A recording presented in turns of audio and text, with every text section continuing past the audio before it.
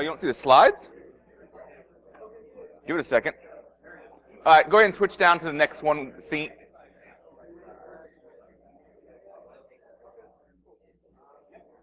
Cool. And the audio's coming in okay? All right. Well, I guess we'll go ahead and get things going then. The talk you're about to see is called Of History and Hashes, Brief History of Password Storage, Transmission, and Cracking. My name is Adrian Crenshaw. I run IronGeek.com. I have an interest in InfoSec education. I don't know everything. I'm just a geek with time on his hands. So if I get something wrong, let me know. And I'm also a senior information security consultant at TrustedSec, Dave's company. And I'm also a co-founder of DerbyCon. If you want to follow me on Twitter, it's IronGeek_ADC. Now, if,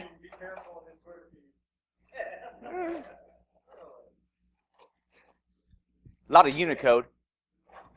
Anyway, a few thank yous. One is to Password Security, a case history. I pulled a lot of information from that, and it was actually the inspiration for this talk. And also, Password Security, Past, Present, and Future by Solar Designer and Simon Marshall. I don't know how to pronounce his name. If that talk had been recorded, a lot of my talk really wouldn't be needed. They focus more on, I believe, Unix passwords, though, and I'm focusing more on, well, a lot more stuff involving Windows and little sideline things about password storage. But a little bit first about password history. Reinvent the wheel. The things I want you to take away from this particular talk. One thing people say is that InfoSec's always changing. You always have to keep up, and that is a degree of truth to that. New exploits come out, new attack techniques come out. When you look at the core things, there's some things that just don't change.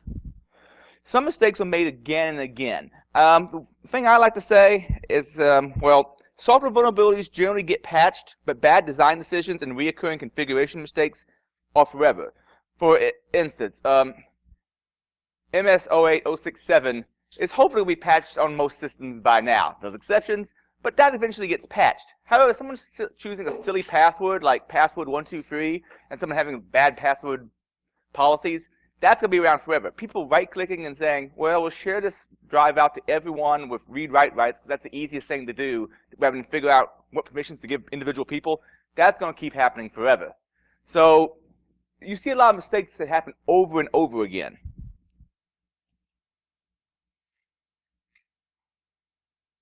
A little bit of research, though, before actually designing something might increase security. Things that have happened before, problems that have happened before, are likely to happen again. And if you realize something from history that this has happened before, you might know to fix it before it becomes a problem for you.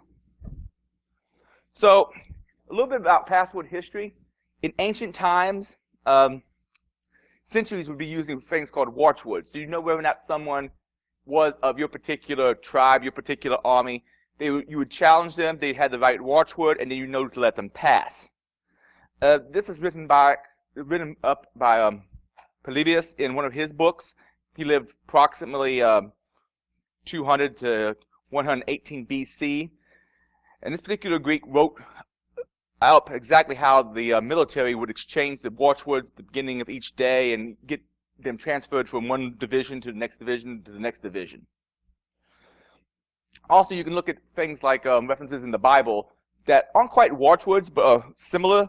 The Israelites were having a particular issue with a different tribe, and depending on how this other tribe pronounced the word shibboleth, they would know whether or not they were of that tribe. And if you couldn't pronounce it right, or if you had a speech impediment, it would be a really, really bad day to be an Ephraimite. I'm maybe mispronouncing those hugely. Some of the better biblical scholars than me can actually say them. But, they used it as a challenge word to see whether or not they were of a particular group based on whether or not they could pronounce it correctly. Other uses, though, of passwords in olden times would be like the Veneer cipher. The Veneer cipher was sort of like the Caesar cipher, but it was variable. It was a polyalphabetic substitution. Instead of always incrementing by 13, you would increment by a passphrase. Like, I'm not sure they all worked exactly this way, but let's say you had password of Adrian. You might increment by 1 each letter in the alphabet of whatever word you're encrypting. And let's say the D, well, you're going to increment by 4, and so on and so forth. So something like that would happen, and you do the exact opposite to undo the Veneer cipher. Now, this was first invented way back in the day by Giovanni Battista Belso in 1553, but other people have invented basically the exact same algorithm. It's called veneer because I guess his write-up of the implementation was the most common, or the most well-known. And this was used during the Civil War. Most times when people do a veneer cipher, you'd have a table you'd go through for figuring it out. They had the CSA cipher disk for quickly computing, okay, what is the letter that I need to translate this to? A little later, you'd also see people use passphrases or fast words at bars. You ever seen the Marx Brothers film Horse Feathers? They use the password swordfish to know whether or not someone is of the in crowd and then let them into that particular speakeasy. Also, they use that same name, Swordfish. That's the reason why that early 2000s movie, that's a documentary, was So Real to Life, that's where it got its name from, was from horse feathers. There was also, of course, military use. Besides normal, like, watchwords and so forth, there was other types of challenge response systems the military would use. For instance, the US 100 and 1st Airborne Division, during the Battle of Normandy, used the password flash, to which the challenge would the challenge person would respond with the counter password thunder to know whether or not they were actually that person. There was also something issued called the cricket on D-Day, and when a person made a certain sound with it, like one click, the other person would do 2 clicks, so they would know that, oh, that's a friend and not a foe. But that brings me up to computer systems. So passwords, basically, that was I'd allude was to say that the idea of passwords and challenge response systems and all that had been around for millennia, but the first computers that were around didn't actually have passwords. When you're in let's say, a military facility, and only people who can get to that machine have to go through several armed guards, and there's no network connections, physical security was the only security. Especially if only like one program was running on the system at a time, you didn't really see passwords come in until shared systems came around. MIT's compatible timeshare system, CTSS, is part of the first use of passwords on computer systems. The earliest one I could find out there on the internet, at least. And by the way, when researching this thing, I may get some things wrong because finding documentation on some of these older systems is difficult. Like, for instance, the things you assume about a computer that aren't necessarily true. Like, I assume that these people had some kind of TV-like terminal hooked to these systems, but apparently it was actually most likely teletype, but nothing in the descriptions, vividly said that. They just said something. Well, I'll allude to it more in when I talk about one of the things that went screwy with this particular system. Now, the CTSS, it had passwords, but they were in plain text. They weren't stored as a hash or encrypted in any way. But this was mostly okay because it was in a spot where hopefully only the system and the administrators of the system could get to it. This is still, though, obviously has a problem with disclosure. Let's say you have like some kind of backup. Someone might be able to get it off the backup. Also accountability problems because one admin could steal another admin's password, and you wouldn't really want that. But there was other problems with this. Remember I said the passwords were in plain text? So in 1962, Alan Shearer, he entered a punch card and had the entire password file the entire password file printed out for him because he was upset that he didn't have enough shared time on the system. So his solution, make out this punch card, and apparently whatever I was reading the punch cards must have had what would be the equivalent of system level privileges today. So it was able to actually, even though he himself would not have the rights to get it, request that that particular file gets printed, and then he had everybody's passwords. This is part of the first instance of someone stealing passwords in history. Let me see, what was I? But it kind of reminds me of people running things with too much privilege, like, for instance, someone running a web server as root, or all the different things that are run a system, and if you can happen to get the system to do something for you and get to do more than it's expected, it's basically a historical event that should have shown a lot of people that running things with least privilege would have been a far better call. But because of how that was ran, he could print out the entire password list. Also, another interesting thing about how they did this, remember again, passwords were in plain text. So in 1966, 2 users were editing the quote of the day and the password file at the same time. And the problem with that is the quote of the day, as soon as someone logs in, it starts printing out that quote of the day. So all of a sudden, all these people started seeing this on their teletype terminals, because the way the text editor for that system worked is it made a temporary file, and somehow that temporary file became the password file when it's supposed to be the day file. And so a ton of people got passwords streaming onto their terminals. My understanding it happened on like 5 o'clock on a Friday, and they tried to quickly shut down all the machines and get it reset, and the guy just had a really bad weekend.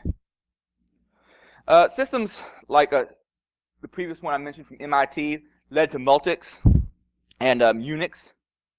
Now, Multics used a person name table for password storage. It had an 8-character password limit, which we know today is far too little, but maybe that was the origin of how so many people still have, for some systems, an 8-character password limit. But you did apparently have the option to encode the password. When they were designing Multics, according to Tom Van Veck, Joe Weisenball told him he suggested basically store the square of the password, but I knew that the password could people could take square roots, so I squared each password and it and masked it to store some bits. I'm not actually sure of the complete algorithm. This was eventually replaced with the PL, I believe that's I language, had something called the scramble function. Was that PL1? Okay, PL1 had a scramble function, which its algorithm I've yet to be able to actually find, and you could use that to scramble the password in a little bit more secure way. No idea how it worked, but apparently it proved fairly weak because they had an Air Force Tiger team try to attack Multics, and they were able to successfully crack a bunch of passwords. This eventually led on to Unix, and the earliest Unix systems, to my understanding, the passwords were still in clear text in the file. So if you had access to the system, you'd most likely be able to see them. Robert Morse developed crypt based on M209 machine. Some people say the Enigma cipher machine, but my understanding is the Enigma cipher machine is a false statement. Some people have said that, but apparently it was actually the M209 that the algorithm was based on, and that appeared in Unix version 3. But I believe that one was just to encrypt files and such. See, crypt is used kind of confusingly, depending on how you're referring to it, as either the function to encrypt the passwords or as basically a general encryption utility for files and such. Now, as far as crypt being used for passwords, that didn't really come about until the 6th edition of Unix in 1974. And the password files, the hashes, were still viewable by everybody until shadow files became common, which we'll talk a little bit more later, but I think they were first in the concept of shadow files. I have it in a slide later, I believe. It was like late 80s, but people didn't use shadow files, real commonly until much, much later. I think I didn't really see it super common until the late 90s. Would you say that's about right for some of y'all? Mid-90s, you think? Uh-huh. See, that's why I need more old people around, because there's some things you just don't, no one thought to write it down exactly how this particular system worked. Like, I'm trying to think, and this isn't even that old, I'm trying to find out exactly how OS2 passwords were stored. And I can't find a whole lot of details on that. It's something I'd like to expand. But I have an article on all this out on TrustedSec's website, which is probably more detailed than will be in this talk, because I can only remember so much, but I can put a lot in the text article. And I want to keep updating that over time. So I think I got the link later on in one of the slides. Go out and check that out. If you have anything you think I should add, especially anything involving, let's say, OS2, or anything I got wrong with like back systems or other mainframe systems, let me know. Maybe. OS2? Okay. Talk to me later. Utility referred to as, by the way, the utility referred to as crypt1, that's one for encrypting files. And when you see something referred to as crypt3, that's the hash function. Now, this is the way early crypt3 worked. It used the 56-bit DES key. Since DES was, at the time at least, hard to reverse, and it was slow. The first 8 characters were password. 7 bits each, essentially, because remember ASCII, technically, unless you're talking about extended ASCII, ASCII is just 7 bits. You can see the rest of it as like a 0, but unless you're talking about extended ASCII. So you got 7 bits each. So with 12-bit salt, it is used as a DES key to encrypt an all bits 0 block 25 times. The 25 times is essentially to slow things down for someone trying to attack the system. One of the ideas behind this is if it takes an extra second for someone to log into the workstation, not such a big deal. If it takes an extra second for someone to try to crack the password, that would be a big deal. Though in this case, we're not talking about actually increasing it by a second, because that probably would be a little screwy if you had a whole bunch of people sharing the same system. The results were then base64 encoded for storage along with the salt. And I'll talk more about why the salt's important in a bit. Crypt-free supports many more algorithms now, but that was the classic Unix way of making a password hash. Now, why did they do it this way? You notice that they use the password to encrypt a known value. Why not do it the opposite way? Why not just encrypt the password? The problem with this is, where does the key have to be stored? And by the way, that suggestion that what I was talking about just a second ago, I pulled that out of that Morse, I think what was it, Morse and Thompson article from like 78. But people, even though it was published in 78, a lot of people ended up not following it. A major premise of this entire talk is that if people had read that one article, a lot of password mistakes over the last close to 40 years would not have been made. The problem if they just encrypted the password and saved it in a file would be the key has to be stored someplace. So where do you securely store that key?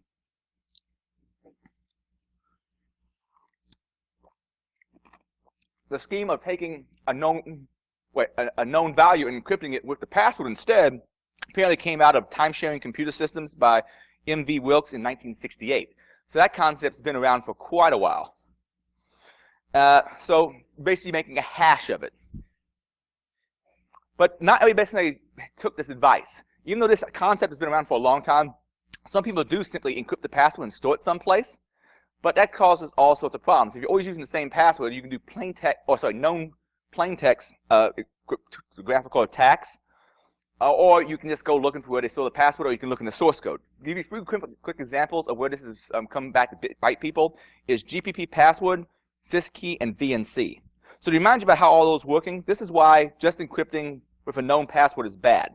In VNC, at least VNC a few years ago, there's so many different implementations of VNC now. Surely one of them does not have this issue, and probably a few of them still do. Other ones may have fixed it by now. But at one time, what you could do, is go into the registry or go into the config file on a Unix-like system and essentially pull out the password hash, and it was always encrypted, desencrypted with that certain key that you see right here across the board.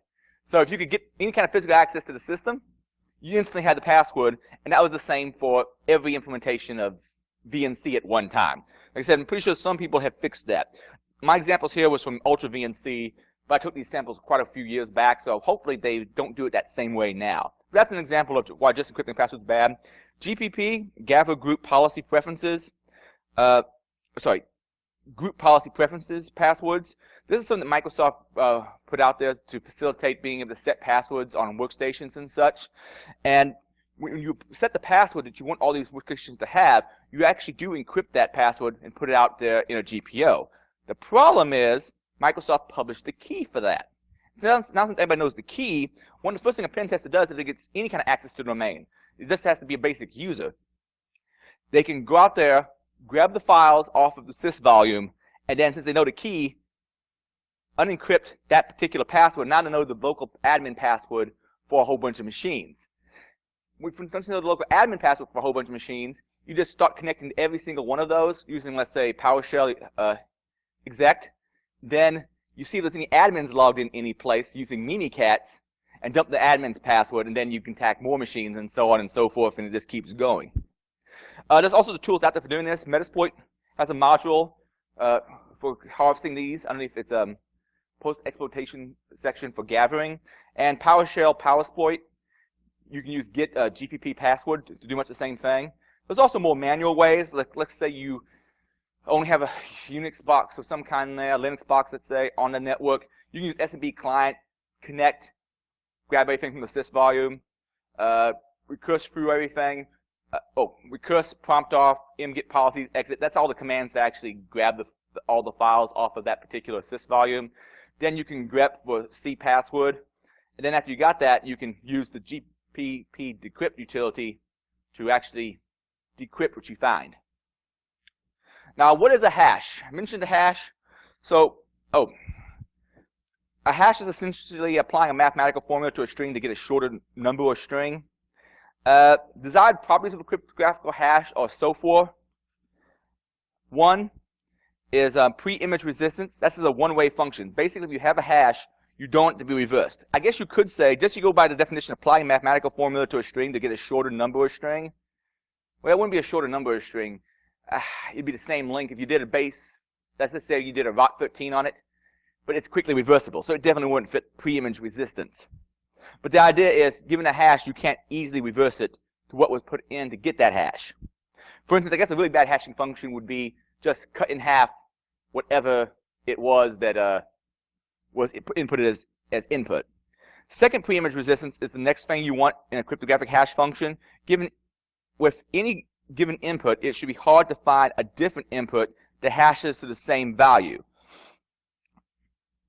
And so basically, you don't want to be a collision. You don't want it to be easy for someone to find something else that goes to the same value. This is a big problem with something like CRC32, which we'll talk about in a second.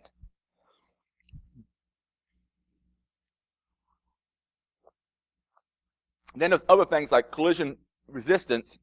It should be hard to find two different strings that hash to the same thing. In this case, you're allowed to choose both inputs. That's what differs it from like second pre-image resistance, where you're only able to choose one of the given inputs. And to give you an example of, example where you have two inputs chosen and where you might have a collision issue. Let's say, have you heard of the birthday attack in cryptography? Basically, you may think that it's very unlikely for any two of you to have the same birthday in here. And if you only choose one person, like say Brandon, does anybody else in the room have his same birthday? Yes, that is probably unlikely. However, if you say any two of you with any of the same birthdays, that gets a lot more likely, because you don't just compare this one person to everybody in the room. You compare every possible combination of pairing off two people to each other, and it makes it much more likely you're going to find a collision. That brings me to VMS on a VAX system. This is what the early hashing system was. This came out in 1978, and they used the relatively audio-dense 2 CRC32 for creating a password hash. The problem with this is it's really easy to make collisions. Cyclic redundancy checks, while they're quick to do and they're pretty good for, let's say, transmissions, like let's say you're doing something on a line, you want to know where that noise caused the problem, they're probably really good at detecting that. There's better stuff, but this is a decent job of that. However, if someone is being malicious and deliberately trying to modify data, CRC32 is not that great. So to give you an example, let's say this is the password hash that someone was using. Well, they may have had penetration as the password, but both penetration and perpetuity both hash to the same thing. So it's a quick and easy collision. So that was the reason why VAX wasn't so great.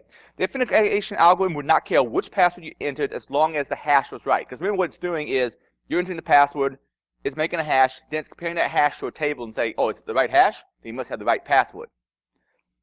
So it was easy to generate collisions.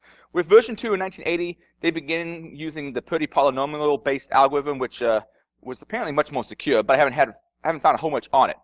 That said, remember my thesis that people keep repeating the same mistakes from back in the day?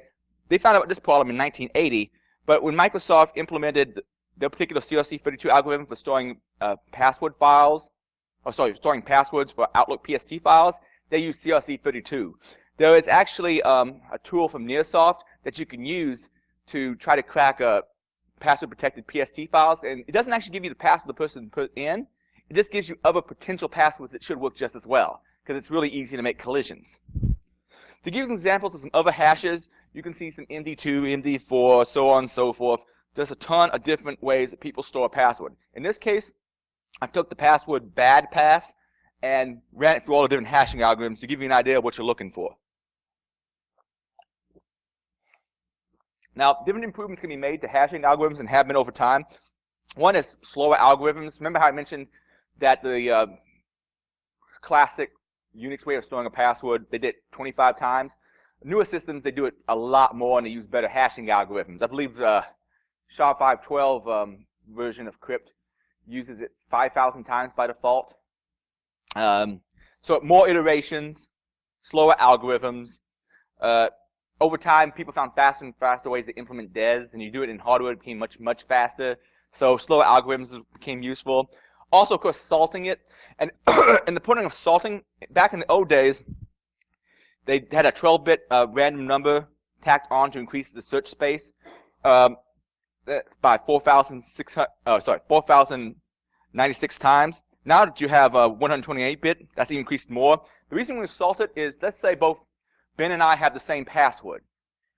If it always hashes to the same thing, what someone might do is take a huge database of passwords, hash them all pre-computationally so they have them on storage, and then, okay, now I can do this much faster. I don't have to go through the process of hashing it each time. I can just compare the password to that entire list. And they would get both mine and Ben's, no problem. And the storage size for, let's say, turning all of RockU into a password hash list so you can do faster searches isn't that much. However, with the hash, let's say even a 12-bit hash, they increased that storage and the search space by 4,096 times, which makes it much more unfeasible. This is one of the reasons why you don't see, I don't know, I actually might be able to see them, but rainbow tables came out for LM hashes and NTLM hashes, but not various Unix types, because Unix types have been using salts. And it'd be infeasible usually to make a big rainbow table of them. And even though this whole concept had been come up with why you need to salt things back in 1978 at least, when Microsoft was designing some of their systems from 85 to, let's say, 91, they didn't think to salt the passwords, which makes a lot of the attacks we do today as easy as they are. We'll talk more about them in a bit, though. These are parts of a modern password hash. The part in blue is the hash type, so you know what algorithm it is. In this case, it's a SHA-512 algorithm.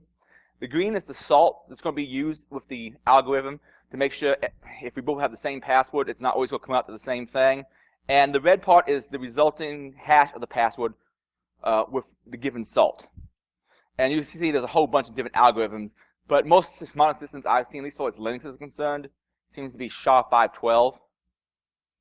I list some other common ones for different Unix variants in the article. Now, Microsoft, did they listen? Or I should say Microsoft, IBM, and 3Com, because when a lot of this stuff was coming about, they were the ones designing it. Because essentially, I don't know if they ever read that paper, Password Security, a Case History, because when they were designing LAN Manager, basically those three companies' solution to Novell NetWare, they didn't think to salt the hash. So they created LAN Manager. And LAN Manager is pretty bad. And I'm trying to find the very first implementation of LAN Manager. For instance, I know OS2 started coming out around that time. I don't think they used the same algorithm in OS2, but I don't know, and I can't find good docs. As far as I know, the LAN Manager algorithm probably came out when LAN Manager did, which I think, I'm trying to remember if that was 90 or 91. I'm pretty sure I have it in the article. They also came up with a different way of storing it, NTLM in 93. But first we'll talk about LAN Manager. And LAN Manager was, because of legacy things, LAN Manager was also implemented not only in LAN Manager itself, but in later versions of Windows for authentication purposes. And it was used in older Windows operating systems. At one point, you couldn't actually use NTLM on various DOS-based versions of Windows. They released a patch for that later on that you could, or a service pack you could do it with. But the way LM hashes work, and the reason they're so bad, what happens is they convert the password to all uppercase. So there you're already reducing the search space that you have to go through, because you don't have to worry about both upper and lower. They pad the plain text with null characters to make it 14 bytes long if it's not already 14 bytes long. They then split into two 7-character byte chunks. Now, a huge problem with this is, cryptographically speaking, it's much easier to crack one, well, I should say numerically speaking, it's much easier to crack two 7-character passwords than one 14-character password. So that causes problems. But the reason they did that was to get that 56-bit key for doing a DES encryption. And they basically used those characters to generate a key. It's not like a straight ASCII bit for bit. I can't remember exactly how they do it. They stretch it a little bit. I can't remember exactly how they write it. I've seen the algorithm written in before, but it's not like it's just, this is the ASCII number, that's what we're using as the key. It's a little bit more complicated than that. But they use it to derive the key, and they desencrypt this particular value and store that as the hash for LM hashes after concatenating them back together. But there's no salt used at all. And then that's stored in the SAM file. INTI LM is a little different. You take the Unicode mixed case password and use the message digest 4 algorithm to obtain the hash. Now, what MD4 is not great, it's still better than what they were doing with the LM hashes, and at least since it's Unicode, you have potential for more characters.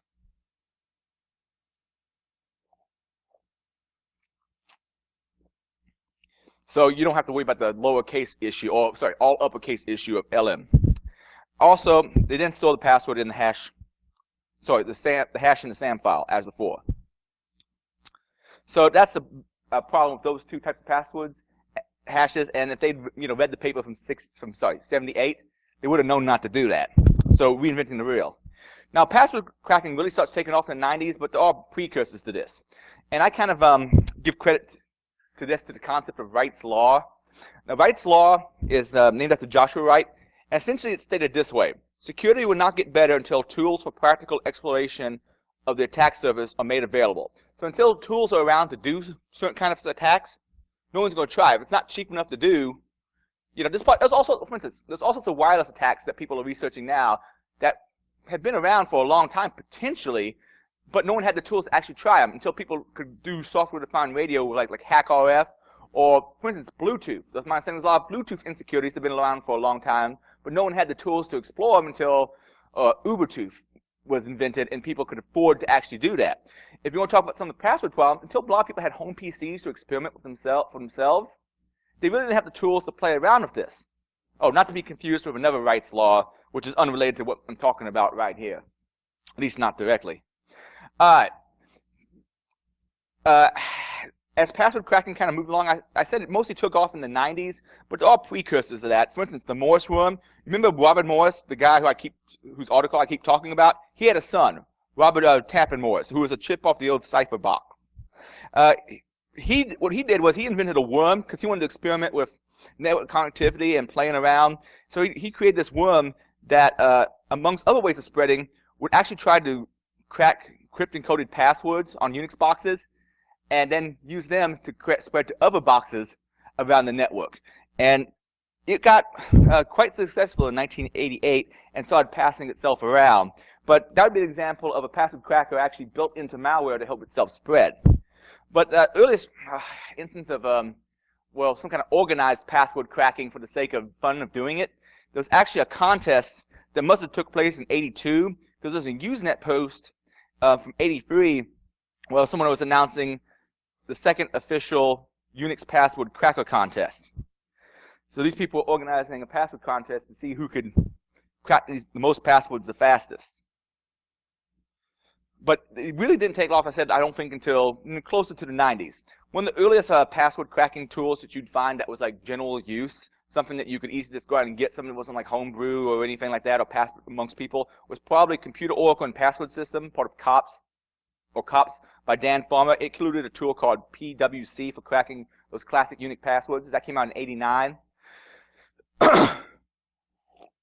Sort of based on it, Alex Marford started work on Crack, and he worked on it for quite a while, but he didn't actually make a public release of it until Crack 2.7a. And it was originally based on PWC, but it was a complete rewrite as of 2.0, and that came out on July 15th of 1991. It had a few new features that weren't around before, like a programmable dictionary generator, so you could like do mangling of words and such. Also, it had the ability to do network distributed password cracking, so you can say, okay, this computer run through all these combinations, this computer run through all these combinations, and so forth. Then Crackerjack came for DOS and OS2 by Jackal. So this opened up the fun to more people who didn't have necessarily Unix boxes. Let's say you only had a shell someplace. You could still get to the password file and get its hashes because they weren't using shadow files, perhaps. Grab all those, take them to your home machine, and start doing the cracking. Not that that would necessarily be more powerful, but it's yours and you control it.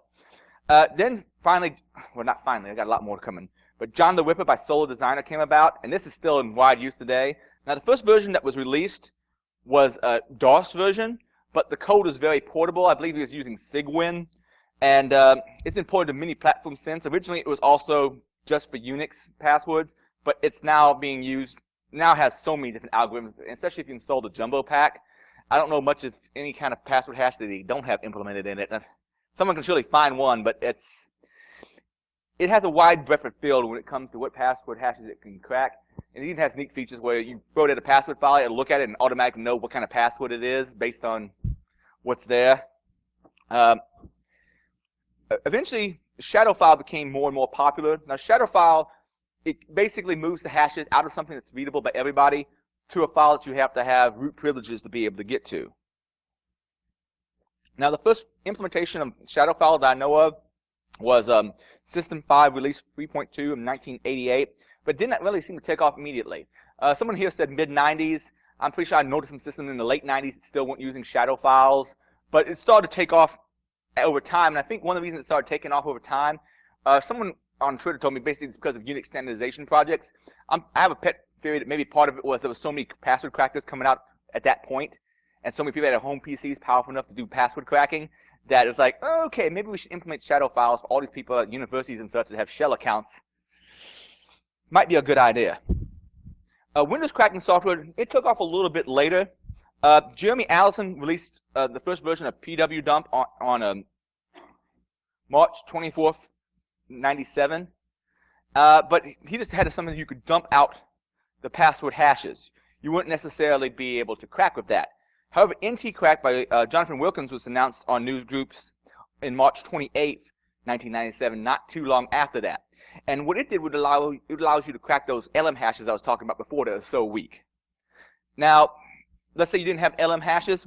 At the time, you probably had LM hashes. But if you want to do either one, LoftCrack came out shortly thereafter in April 11, 1997, and was the go-to password cracker for Windows for a long time. I remember Hacking Exposed. I think the first version of that book came out in like 1999. Even into the mid-2000s, they kept recommending and talking about LoftCrack when there had been a lot of other stuff that come out better since.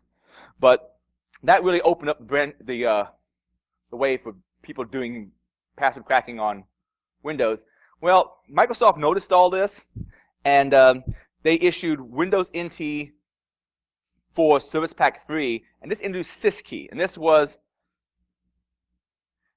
May of 15th of 1997. And what it did was it added an extra layer of encryption on those SAM files where the password hashes were stored, so you couldn't just dump it out directly with PW Dump. Sort of. PW Dump was later modified that if you had root privileges, you could still dump them out because you can still get the syskey. And that goes back to one of the things I mentioned earlier. Syskey is still stored in the system, inside the system hive. Remember how I mentioned just encrypting a password doesn't necessarily do you a whole lot of good if you don't have a good place to put the key? They didn't have a good place to put the key, so essentially all they did was add one extra step to cracking those passwords. So now in a modern system, if I have physical access, boot from a boot CD, get the SAM in the system file, get the syskey out of the system file, and then crack the SAM file. So basically you'd have to grab, and I know this path is most often the path, it could be something other than C drive, it could be a different path, but this is where you most of the time would find the SAM and system file. And then you can get that easily by either pulling the drive, using a boot CD, or rely on weak permissions. If you were to do it all from a Kali Linux CD or DVD, you'd boot from that. You'd essentially change into your media into wherever that particular config folder is, so you'll be at the same place where the SAM and system are. You'd use BK Hive to dump the dump the syskey out of the system hive. Then you can use SAM dump to actually dump out all the password hashes. Then you can use John to crack those hashes. I recommend using the RockU database. And this is essentially all the commands I usually go through if I'm on a fresh install of Kali Linux to get everything I need to sit there and boot from boot DVD and then just crack the passwords. Also, you can just copy the SAM system, and Kane has the ability to pull the syskey out of a system file and crack a SAM. If you're looking to do this on a domain, you want to look for the ntds.dit file. You could also use Meterpreter and basically run a smart hash dump and hope for the best. There's also ways of using volume shadow copy if the machine's up and running to actually make a copy of that ntds.dit file, so you can make a copy and then from that copy be able to extract the hashes. And that's a few Python commands for actually extracting. And we're not going to go into all this. I just have it in here as notes for people that might want to try it later on. And there's John and me using the RockU database or list of passwords to be able to crack. But NT passwords and LM passwords, password hashes, and NT password hashes weren't the only kind of password problems that Microsoft experienced back in the day. Another problem they had was with PWL files. These were used in the older DOS-based version of Windows. So let's say Windows 95, Windows 98. And the first version apparently only used the 32-bit RC4 algorithm for encrypting everything. But, you know, that was kind of weak in of itself. The file's name is also based on the username, so you know whose passwords you're trying to crack. And they would store, by the way, this PWL file was used for like storing network passwords, so you wouldn't have to enter them every time. But the problem was that you could do a known plaintext attack on these PWL files, because the first 20 bytes are not random. It's based on the uppercase username and with some null characters added. And if you know what that is, and you're using something like a stream cipher, which is what RC4 is, you can quickly find out at least part of that key stream and be able to start decrypting the other first 20 bytes of other lines in that particular file. So this makes it easy to find out the cipher stream. You just have to do a little XOR operation.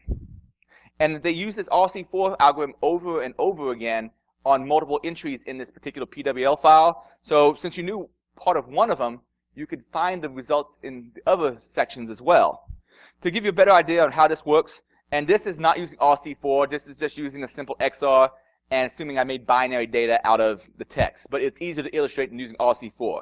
Let's say my text is this particular binary string, and that's what it is in, let's say, an 8-bit ASCII representation. This is what my password is. Let's say I wanted to encrypt it, test, and pass. If I did an XOR, so every time there is 2 zeros, I get out of 0. Anytime there's 2 ones, I get out of 0. And anytime there's only 1 1, I get out of 1. What ends up happening is it's like a bit mask. And so when I go through all those operations, I get this particular encrypted text. However, if it's a known plain text, what I can do is I can XOR the ciphertext with the clear text that I know is there and basically get out the original key. And that's one of the big problems with PWL files. Oh, as far as other password storage on Windows, there's also domain stored crash credentials. Now this algorithm's changed over time. It's stored in the registry. Basically, by default, most Windows systems are going to store the last 10 sets of logins. So let's say the domain controller is down or your network's down, you can still log into the workstation with your domain credentials. They just happen to be cached local on the machine. They did this better than they did NTLM hashes and LM hashes, at least. Now the original version of the MS cache algorithm is essentially that they'd take a string to lower of your username and use it as a hash. It's not a great hash. It's not a hash with a lot of entropy, and it's your knowable hash, but it's better than nothing at all. And they would then take the MD4 of the Unicode password, so basically your normal NTLM password, concatenate those together, and then MD4 all that again. Now they changed that algorithm in Vista, and now it's much more complicated.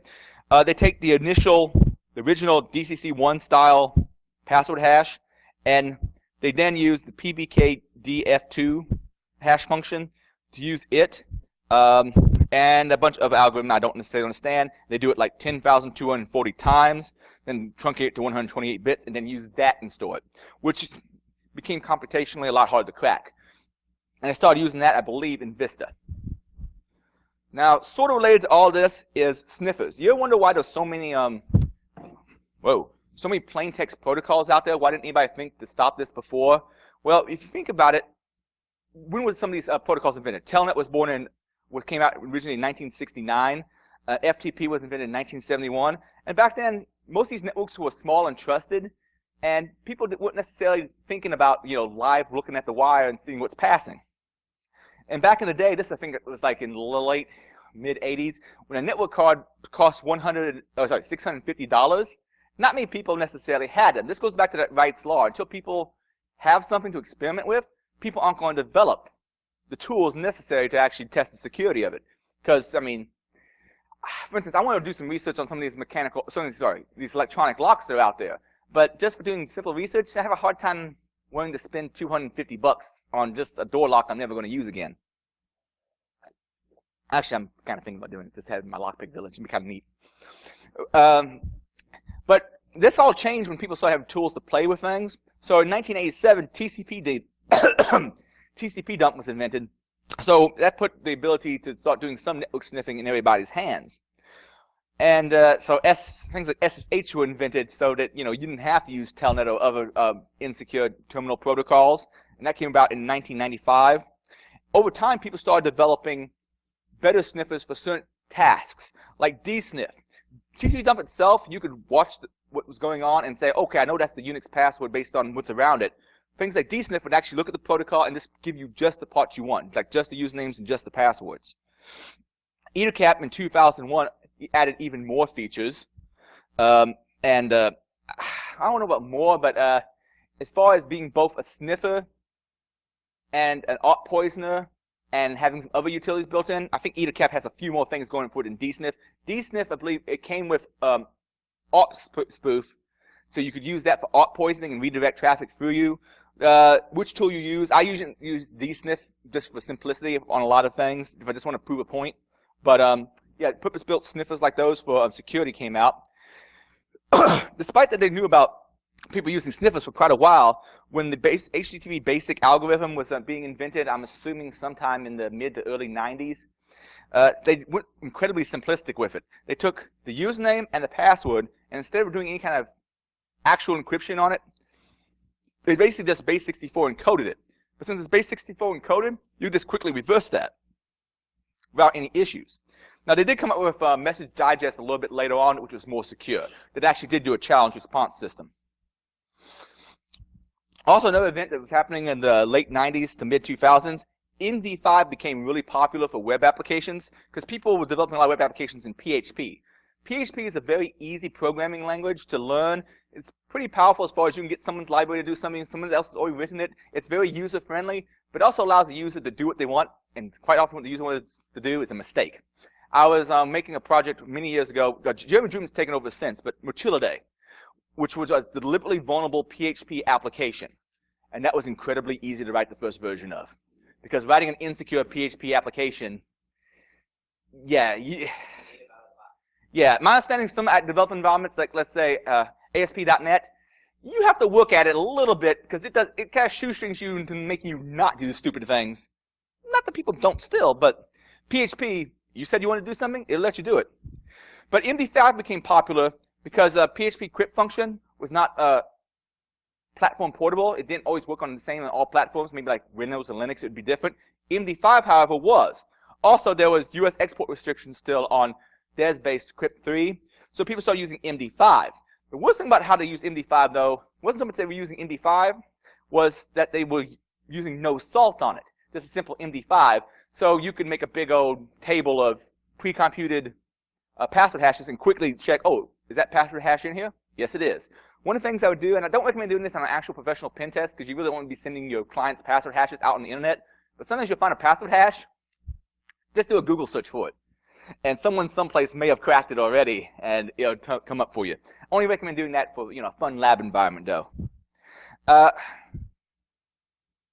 Also, more ways to create MD5 collisions have been found, though this is probably not that relevant to password cracking because being able to create, unlike a CRC32, where you have a very short string, you can get that will generate that CRC32. Making a usable collision that you could use for logging in is probably not so likely. But people have found ways of doing MD5 collisions over the intervening years. Now, if you're on more modern systems, you may want to use the public domain PHP pass framework, or in PHP 5.5 plus, the password hash function instead of using something like MD5.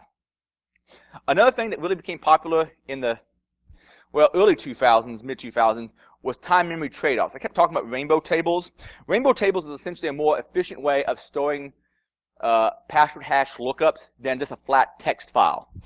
And some of the ideas behind setting these up was originally proposed by Martin Hellman in 1980, but Philippe Ocean wrote a paper in 2003 named "Making a Faster analytic time-memory trade-off, which popularized the use of rainbow tables. He invented off-crack, and off-crack was designed to show off this faster time-memory trade-off technique. And remember how LM hashes and NTLM hashes aren't salted? That means they're fairly easy to store because you don't have to store, thousands and thousands of different versions of the same thing for a different hash. So it became possible to make a database of all these, a rainbow table of all these different passwords and quickly be able to look them up. Oh, if you ever know how something is hashed, sometimes you can just do a Google search for that particular password and then find it out there someplace. Or you could find the app. If you know where it stores the password based on watching where it writes to the disk, you can use the password and then search for that hash on the internet, try to figure out how it's being hashed.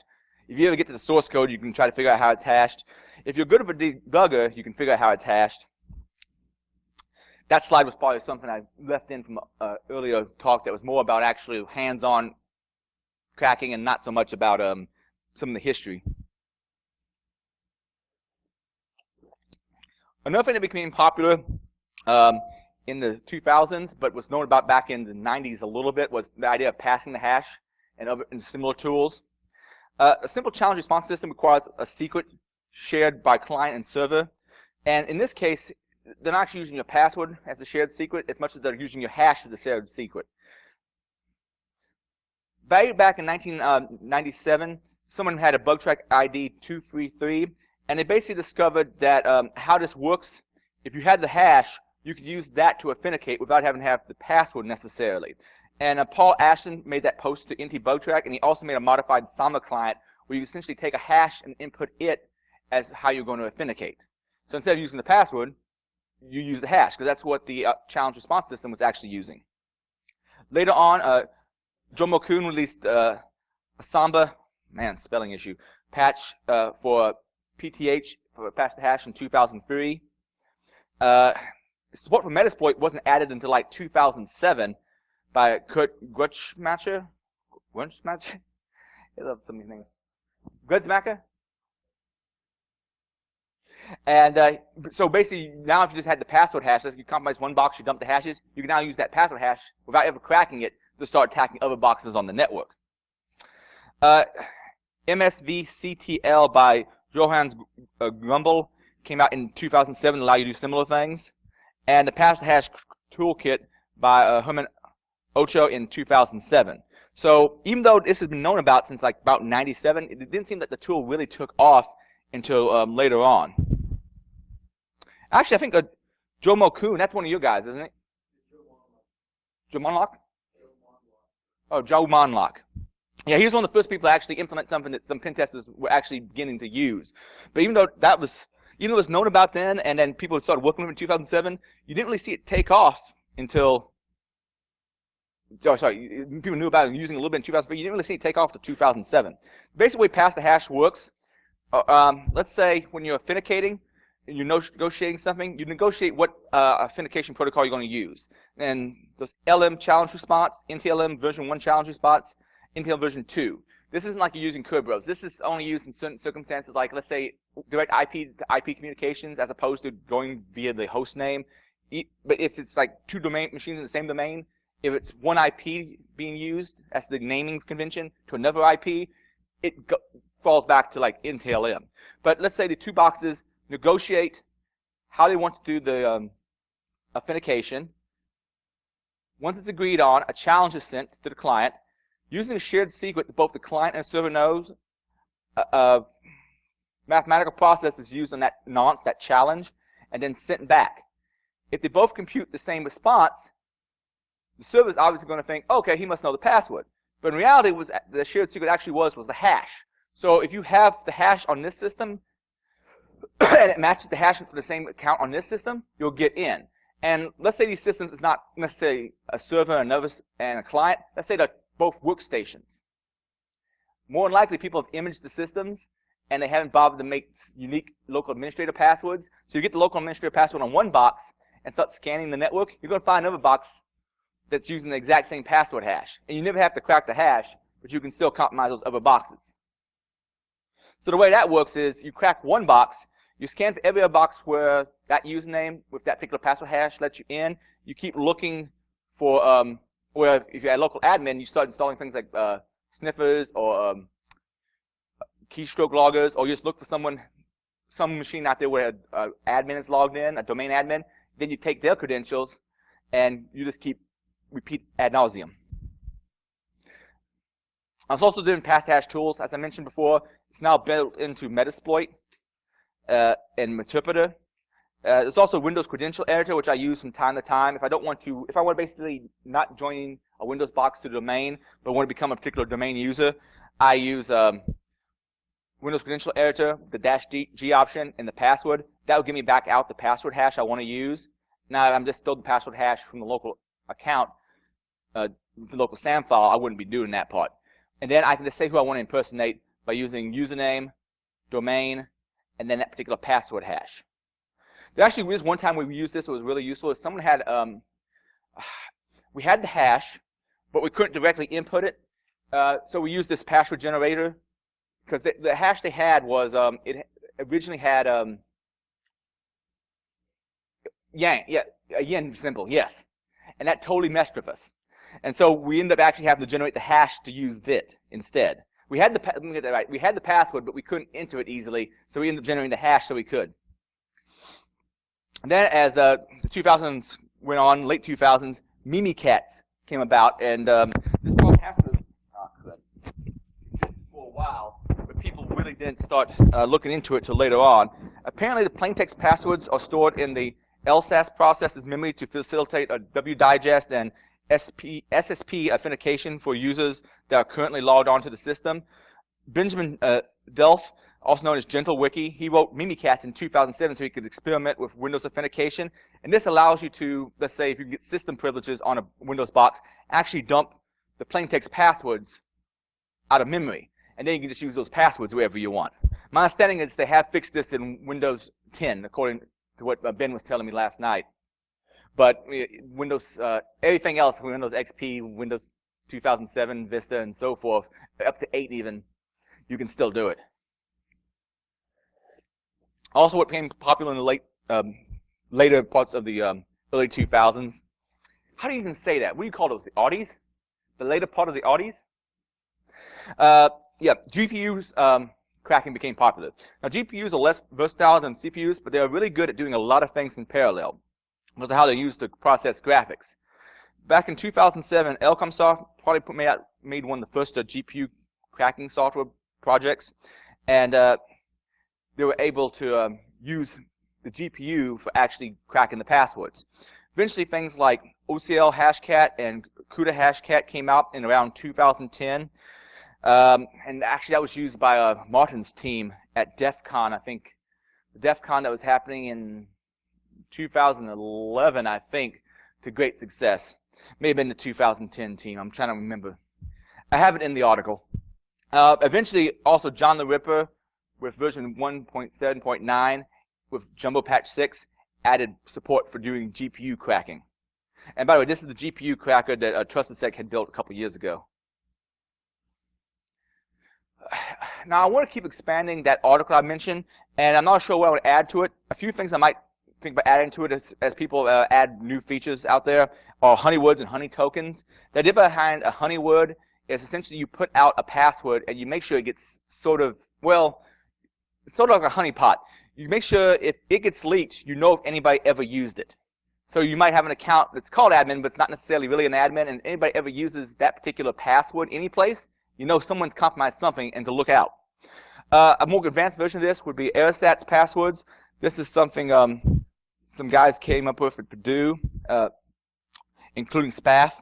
The way it works essentially is you have a password system that is apparently completely functional, and the passwords it stores look like real passwords. However, when they crack those passwords, it comes up with a wrong password that if they ever use that wrong password, you know the system's been compromised. You'd have to read the whole paper for a better description of that. There's also a text version of this presentation out there on the TrustedSec website. It was my May 2015 blog post. It has a lot more details and a lot more things than I can easily remember for a quick speech. But that's pretty much it. Quick announcement. DerbyCon's coming up last weekend of September. I don't know why I have this as an announcement since we've always sold out, but if you watch on Twitter, you might be able to find tickets. Also, a bunch of other conferences I go to, but I really need to modify this because a few of these haven't been happening. For instance, this one is now Secure West Virginia. HackerCon is now Secure West Virginia. SkyDogCon is still happening this year, but I'm not sure the exact dates yet. Freaknik, I used to always have fun at. I haven't been in a couple of years, though. And Nauticon, my understanding, will be coming back from next year. And finally, are there any questions? And I think I hit my time just about slightly over. Any questions? I know there was a lot of me spilling out of stuff. By the way, if anybody knows any cool historical anecdotes about password hash storage or where things got screwed up, like, for instance, the story about the guy who walked in to the MIT system and just gave him a punch card and came off with a bunch of passwords, let me know, because I really want to find more incidents like that. Well, there's no questions, then I guess we'll get... What? Was that? Right there?